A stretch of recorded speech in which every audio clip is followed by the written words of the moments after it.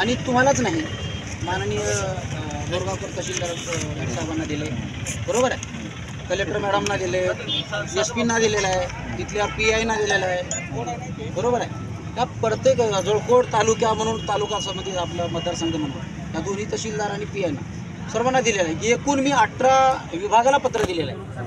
केंद्रापर्यंत हा विषय गेला सर. केंद्रीय मंत्र्यांनी प्रत्यक्षरित्या पत्र दिलेलं आहे, त्या संदर्भात तुम्हाला सांगतो. पण तिथून जर दखल घेत असेल मग स्थानिक लेवलला दखल का घेतली गेली नाही? शासन काय झोपी काढत होतं का, ही मला म्हणायचं आहे. याचं फार मोठं गंभीर स्वरूपाचं वातावरण तयार झालं साहेब. मला येण्याची गरजच नाही. माझ्या महापुरुषांचा सन्मान झाला तर मला स्वाभिमानाने मी आज या जयंतीमध्ये भाषण मनोगत व्यक्त केलं असतं, स्टेजवर राहिली असते. मी मनोगत व्यक्त केलं असतं. शासन झोपी गेले का, शासनाची जबाबदारी नाही का? एखादा व्यक्ती आमरण उपोषणासाठी मरण्यासाठी येते, याच्यामध्ये पुतळ्याच्या समोर येतंय. साहेब फार गंभीर आहे हे प्रकरण, गंभीर आहे.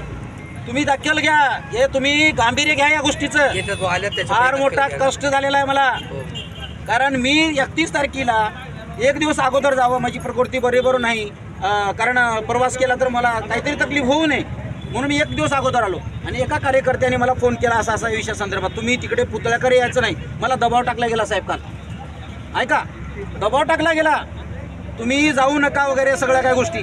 मला लोकशाहीच्या मार्गानं संविधानाच्या दिलेल्या अधिकाराच्या अनुषंगानं मला मांडण्याचा अधिकार आहे. 4 दिवसांमध्ये मला द्यायला नको पाहिजे होतं लेटर. आता पब्लिक ऐका सर, आणि मला 5 दिवसात मला 2-3 दिवस